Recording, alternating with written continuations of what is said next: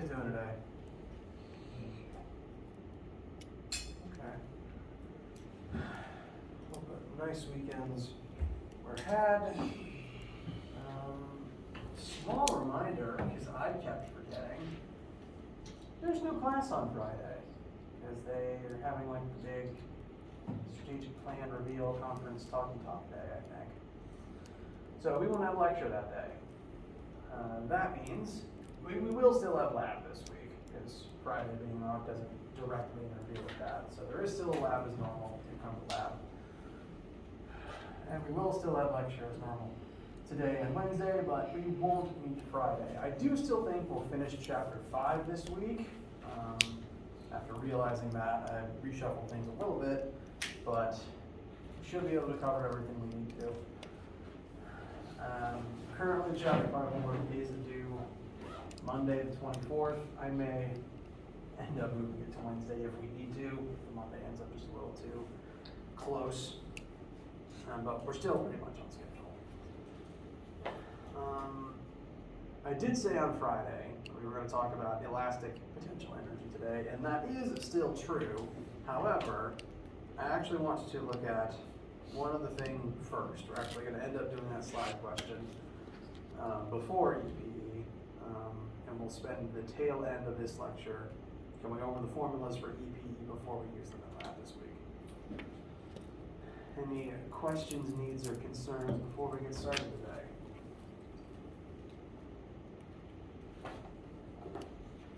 All right. So, come on.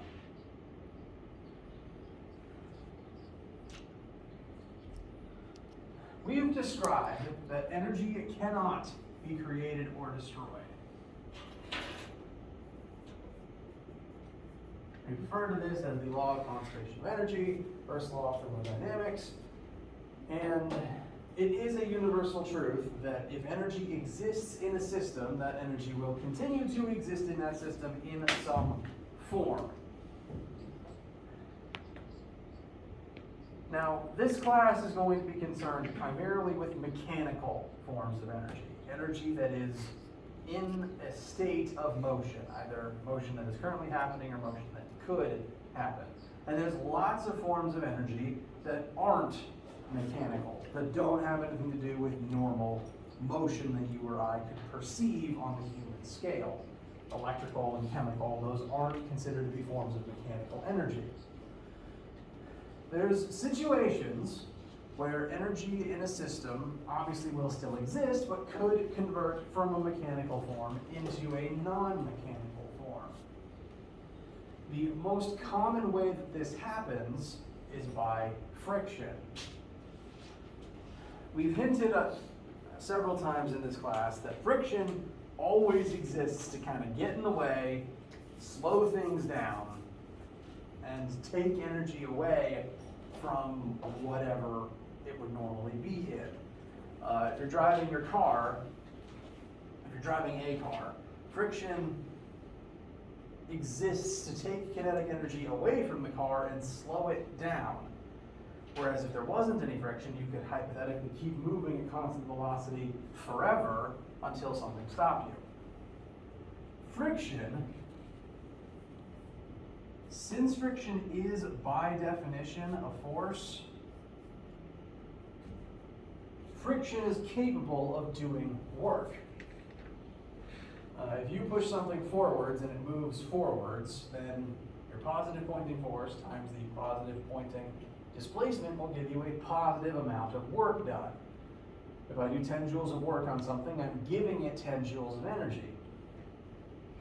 Friction is a little different because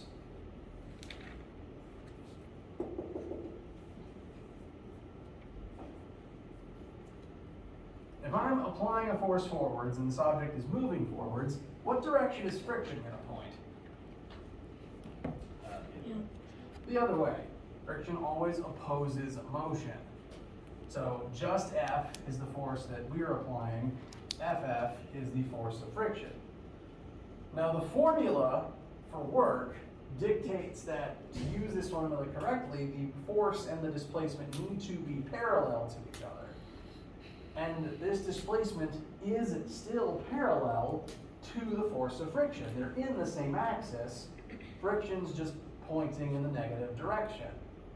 So you can use this formula to determine the work that friction does. It's just you get a negative answer. Because if you get a positive answer by plugging in positive force and positive displacement, plugging in a negative force would give you a negative amount of work done. Follow so far? Whenever anything does negative work, if the work accomplished is a negative number, that means the work done was to take energy away from something.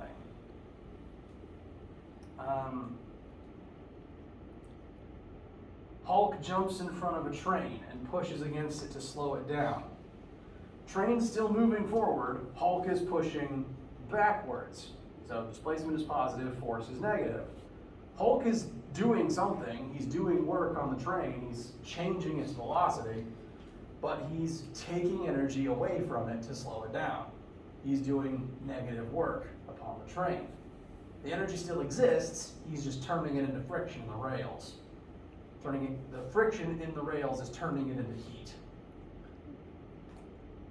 This is again why this warms your hands up.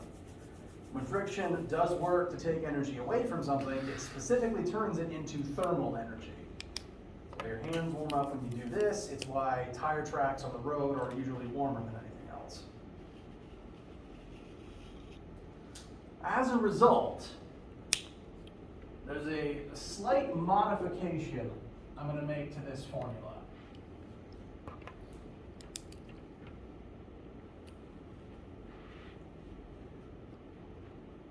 Total energy initial equals total energy final. That's still true.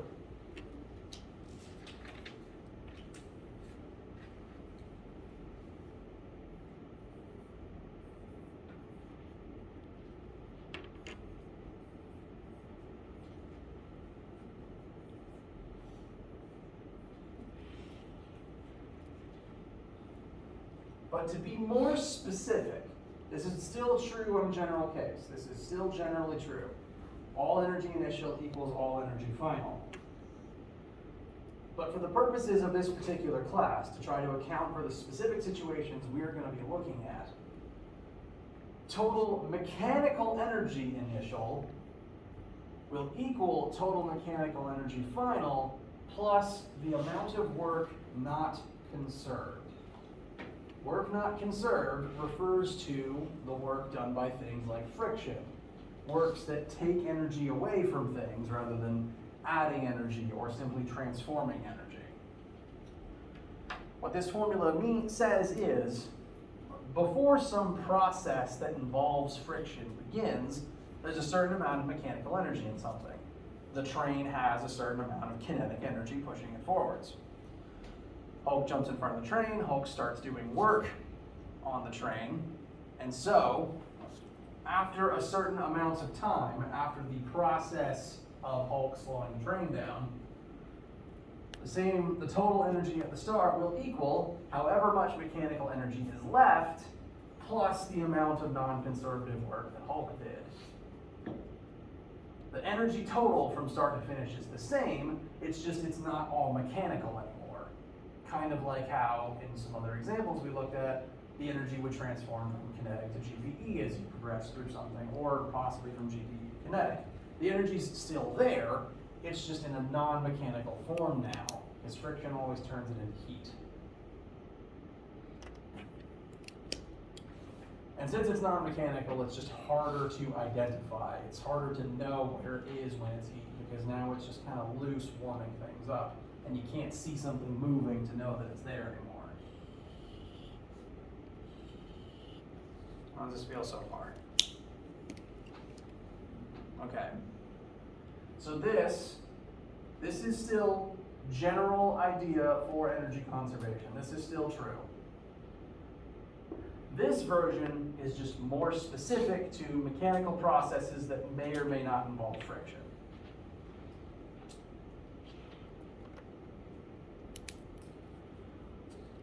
to show an example of that,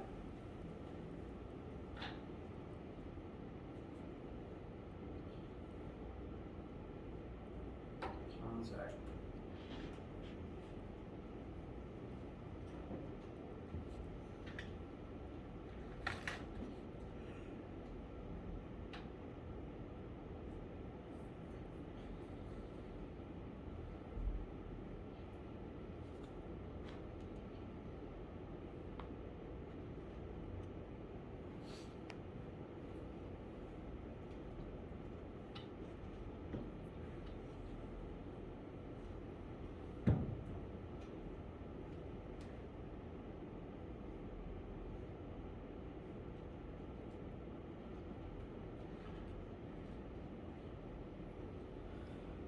Let's look at an energy transformation that involves friction.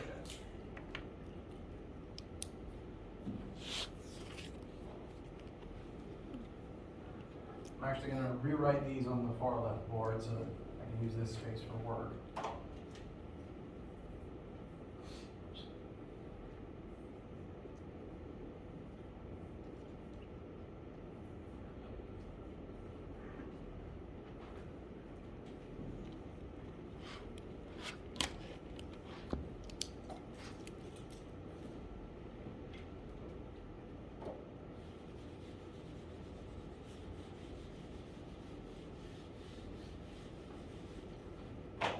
Here we have someone sliding down a slide. And now even though this person is not falling, they're not falling straight down, they're going down a ramp, there is still a transformation of GPE into KE here. The lower this person gets on the slide, the less GPE they have, because they're not as high up, there's not much space to fall anymore.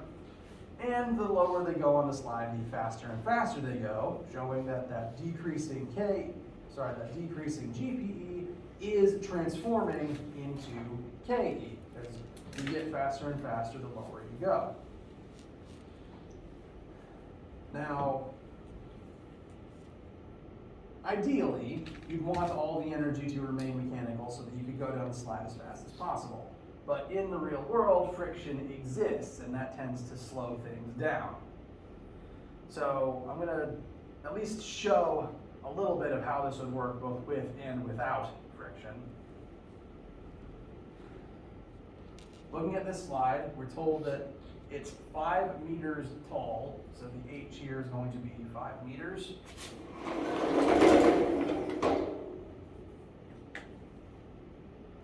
We know the child's mass is 30 kilograms.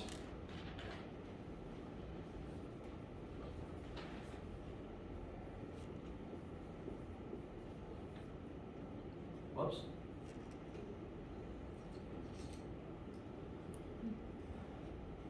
And we are told the work done by friction is 5% of the initial potential energy. So I'm going to write that as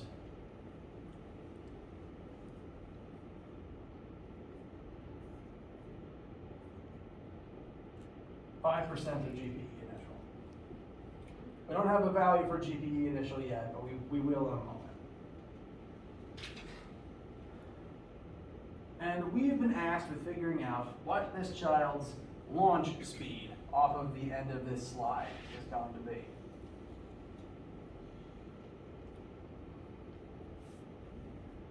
Now, before we do any math, let's just kind of analyze what the energy is going to be doing at different points on different parts of the slide. At the very top, at the initial state before anyone goes anywhere, what form of energy would you have on top of the slide? Potential, gravitational potential. You're up in the air, you haven't gone anywhere yet. You could fall, and hopefully you won't.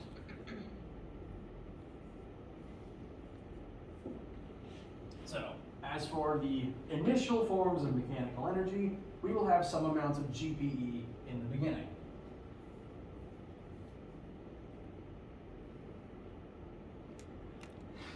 Now, as you begin sliding down the slide, what's going to happen to that amount of GPE? Say again? The GPE increases as you descend?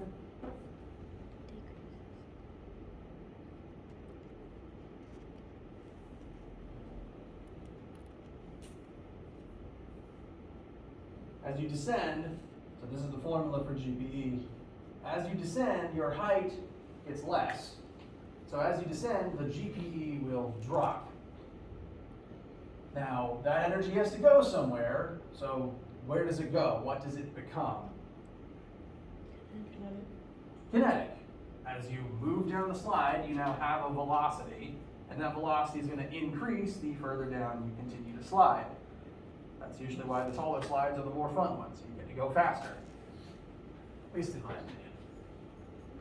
So, the GPE will transform into KE on your way down.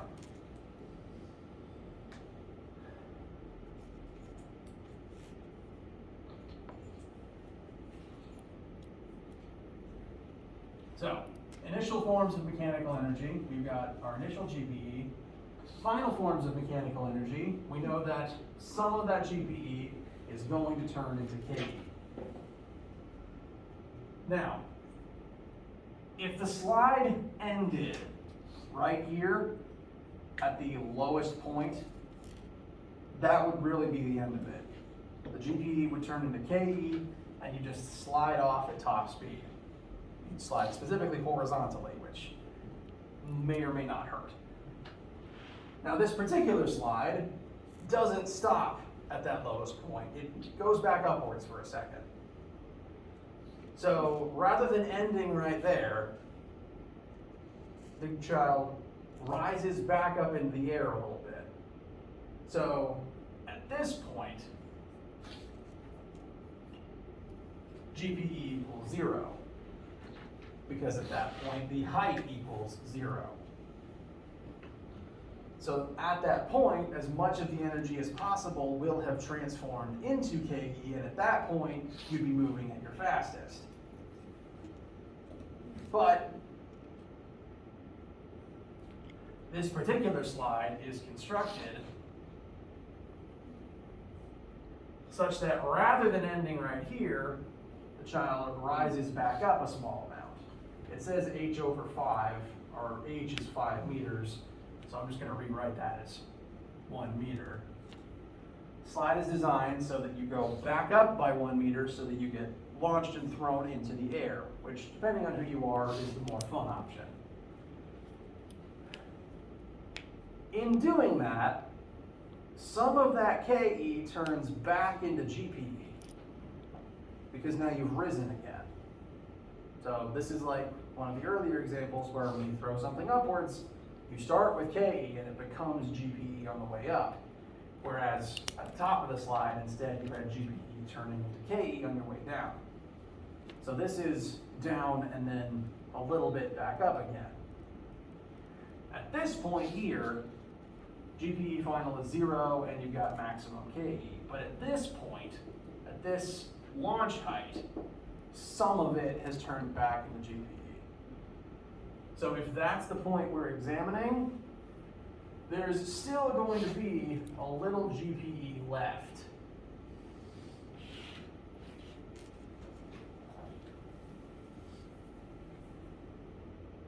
Not a lot, but a little bit. Some of the KE is going to be sacrificed back into GPE. How does that feel so far? My goal here is just to kind of explore different situations, different energy transformations. Now again, if the slide ended here, that would be the end of it. But this one doesn't, so we have to account for that extra little bit of GPE regained at the end. This does slow you down. This means that there will be less kinetic energy, because some of it had to turn back into GPE. But it does mean you get launched in the air, which, again, may be more fun for some people.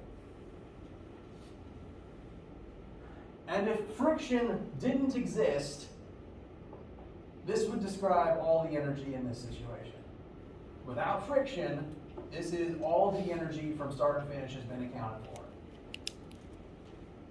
This is our initial mechanical energy, and these two pieces are the final mechanical energy.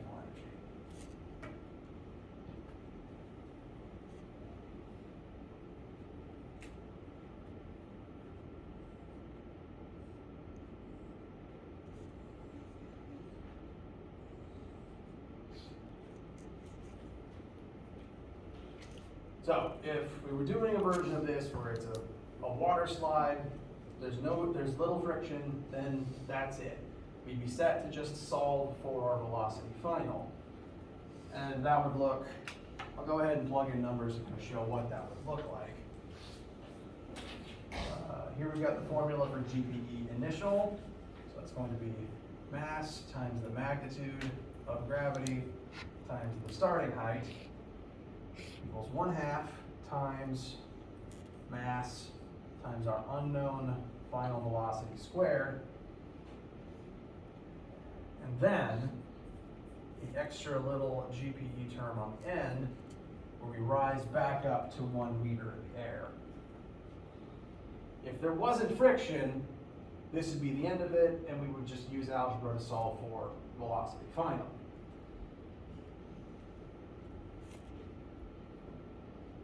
Any questions about how that works? Okay. Now, in real life, friction does exist, so it's helpful to learn how to account for it. In this particular case, we're told friction is going to do work equal to 5% of the initial energy total. And so I'm going to add that into our formula. We've already discussed that this form kind of demonstrates what happens to the energy here. Total mechanical energy initial equals total mechanical energy final plus the work not conserved. So this is all the energy that isn't mechanical anymore. That includes the work done by friction. So I'm going to add that back onto our work here.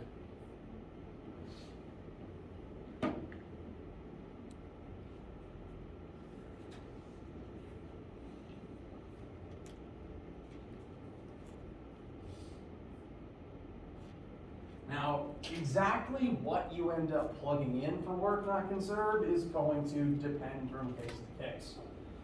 There's sometimes where you'll be able to just literally calculate the work that friction does normally. Again, work equals force parallel times displacement. Friction is a force, so you can use this to find the work that friction does. And often that will be what you plug in there. We'll do an example like that in lab this week. This case is a little weirder. It doesn't give us the force of friction, but it does tell us how much work friction does compared to the initial total. So whatever our initial is, we lose 5% of it on the way down. I'm going to choose to write that like this: 5% of the initial GPE total.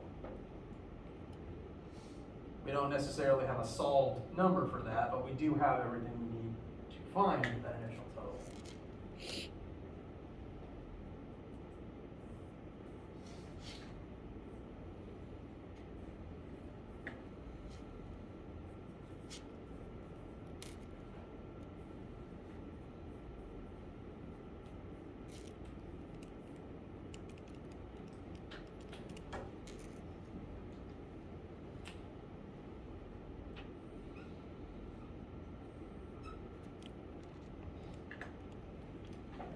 So what goes into that space is going to depend on the question. If there's no friction, if there's no non-conservative work, you leave it blank. If the question specifies what friction is doing, how strong the friction is, then you need to fill it in with as much information as you have about what friction is doing in that situation. We're told enough information here, 5% of the initial total, to figure out a value for it. And now with this term added on, we can complete it to figure out what that final launch speed would be. questions for right now?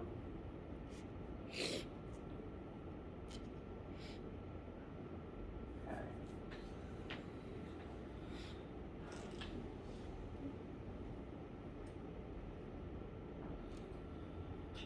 At this point, with or without friction, VF is still the only unknown left. So with or without friction, we can solve for VF.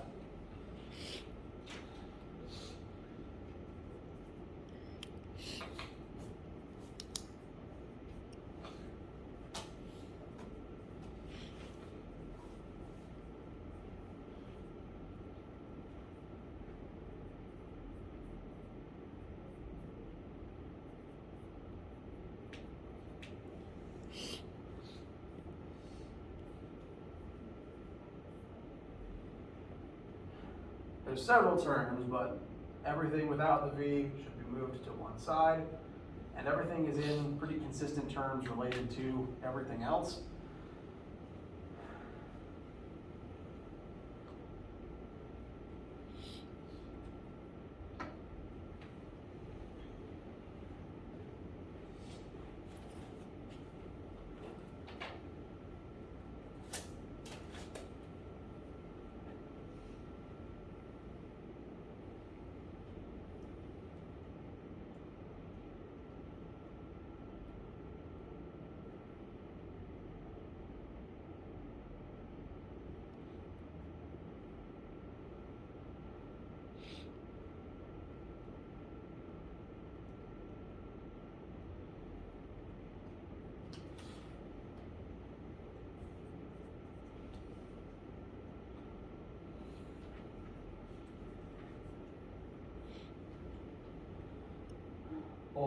Left side can simplify down to one number, divide by half of 30, and then take the square root.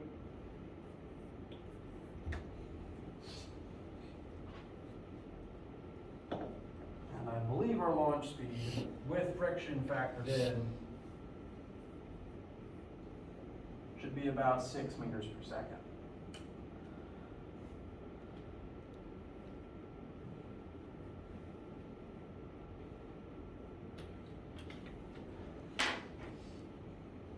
Things to keep in mind, notice that after the way that we set everything up, the way that the algebra kind of panned out, notice on the left side that initial GPE is going to be the biggest term here, and friction is subtracted from it. Friction is literally taking energy away. And this amount of height we regained at the end, the amount of height, this is the amount of KE that we sacrificed to elevate and launch into the air. That is also taking effective energy away from the total, which both of those things together drove down the final velocity. You go faster without friction and without launching upwards.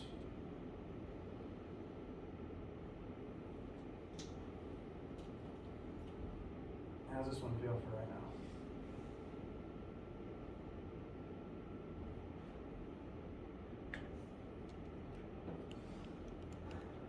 Any questions or concerns at this moment?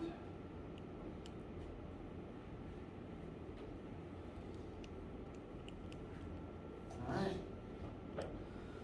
Well, we will do more examples both with and without friction of various energy transformations, both in lecture and in lab, just to let everyone get to practice.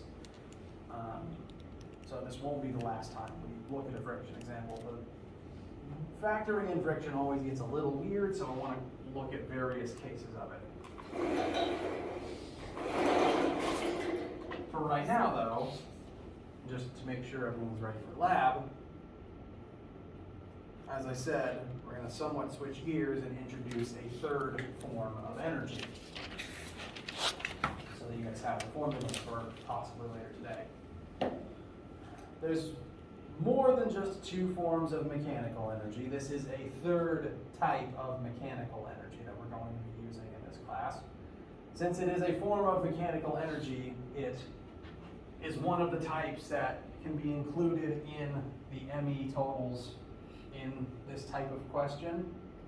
Now, not every situation has elastic potential energy in it, because that requires there to be an elastic object present that is undergoing some sort of deformation and return to normal shape. The definition of elastic potential energy, it's a form of potential energy, so that like GPE, it means energy is being stored within something to be used later. EPE is stored in an object's flexibility, in its ability to stretch and then return to its normal shape. While you guys are copying, I'm going to see if there's still any springs in the supply closet.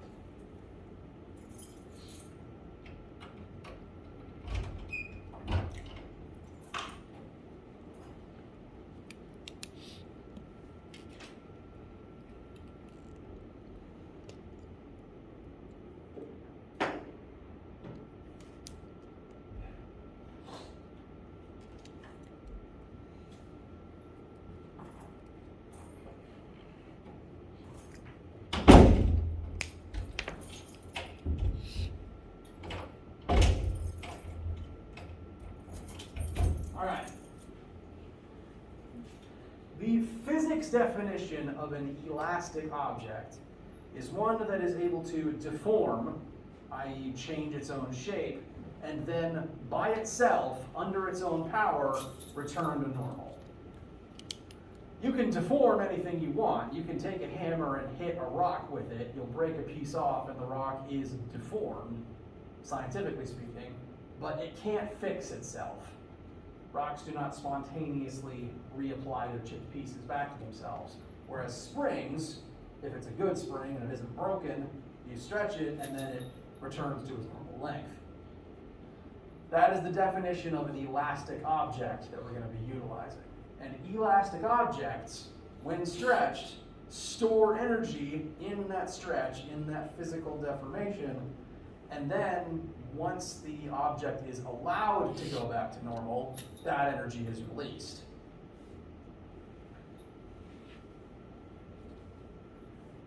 This formula down here is the formula for the energy form itself.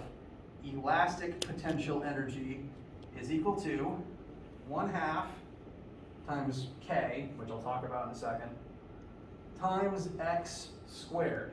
This x term represents the magnitude of stretch in the elastic object. Say I take this spring and I stretch it to make it 1 meter longer than it was originally. I would then plug in 1 meter for x. That x represents how much longer it is, or additionally, how much shorter it is, because deformation counts as compression as well. An example of that would actually be a bouncy ball. Any sort of ball that is designed to bounce when you throw it at something, when it hits the floor, it technically compresses for a second. It's a little bit faster than the eye can track, but it compresses and then it springs back to normal and bounces back upwards. So any deformation, either elongation or compression, counts for this formula. It doesn't care whether the object is growing or contracting, as long as it is being deformed and can return to its normal shape. That magnitude of deformation, it's plugged in here, whether it's an increase or a decrease. And it's important to note that you only plug in the change in size. Let's say that this is not to scale, but if this spring started as 1 meter long, and then I stretched it to become 2 meters long, the magnitude of deformation is only 1 meter. It was 1 meter, now it's 2, it became 1 meter longer. So I would plug in 1 meter. If it started at 1 meter and then became 3 meters, I'd plug in 2, because it became 2 meters longer. So this formula only cares about the change, not the original length versus, it doesn't care about the original, just the change. This means that the bigger you stretch something, or the more you compress it, the more energy is stored inside of that object. I guarantee you, the longer I stretch this, the more energy is released when I let it go, and the more pain my hand is in. Same with any slingshot. The further back you pull, the faster you tend to shoot things. I'm not going to flick this at my own finger like that. The marble cannons that we used in the first couple labs actually work the same way because they're spring loaded. When you would prime it, like you put the cannonball in and you press on the mechanism to load it to either short, medium, or long range, each of those settings was compressing a spring inside by a different amount. The long range compressed it the most. And when you release the cannon, it would go back to its normal length, and it put more energy into the projectile. So the more something is deformed, the more energy is released when it goes back to its normal shape. The other factor here is this K constant. This is referred to as a spring constant. And every different elastic object has a different spring constant. This is the magnitude of how springy the object, this is the measurement of how springy the specific object you're studying is. If you've dealt with any amount of springs or rubber bands, you've probably noticed some of them do their job better than others. Some of them takes more force to pull back, some of them are really loose. This K is the measurement of that comparison. Every single different elastic object, bouncy ball, spring, whatever, has a different spring constant. And what that spring constant represents is how much force is needed to stretch it a certain distance. Whenever I pull on this particular spring, this is going to flash back to how tension works. When I pull outwards on this spring, it pulls inwards on both of my hands. Because the spring doesn't really want to actually be stretched. It wants to go back to normal. That's why it's fighting me. That's why it releases energy to return to its normal shape. And since it's fighting me, if I use 10 newtons of force to pull it outwards like this, it's exerting 10 newtons of force back on me on both sides, like how ropes exert tension. In this formula, Fs is the force that spring is exerting. I exert 10 newtons into it, it exerts 10 newtons back. So the spring force in that case is 10 newtons. And under 10 newtons of force, it will stretch a certain amount based on its spring constant. And you can use this formula to determine what its spring constant is. The spring constant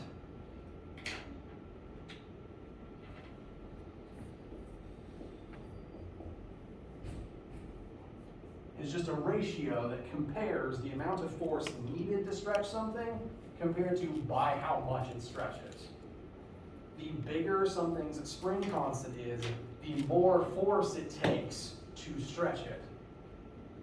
Whereas the lower a spring constant is, the less force it takes to stretch it. If this spring had a spring constant of 1 Newton per meter, I could pull on it with 1 Newton of force and it would become 1 meter longer. If it had a spring constant of 10 newtons per meter, it would take 10 newtons to make it 1 meter longer. So the bigger the spring constant, the more force it takes to stretch something. But that also means it's going to exert more force back, and it takes, since it took more energy to stretch it, it then releases more energy when it goes back to normal.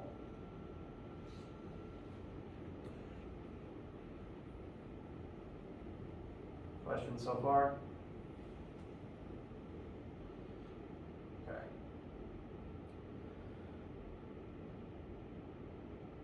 This is again a form of mechanical energy, and so it's possible to store EPE in an object and then to have it released and transform into a different state. I'd say most often you tend to see KE converting into and out of EPE. For example, if you pull back on the spring and then release it, it will fire forwards with some amount of kinetic energy. Same is true for any sort of a spring-loaded or rubber band-loaded firing mechanism.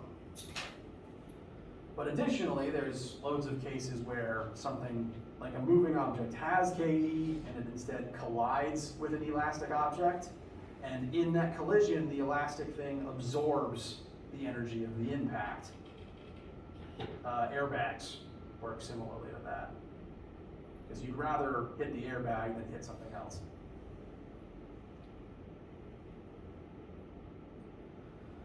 And so, in lab this week, we're going to be applying these formulas, looking at some cases that do involve elastic potential energy and some cases that don't, just to kind of show how the energy can transform and to utilize this principle a little bit.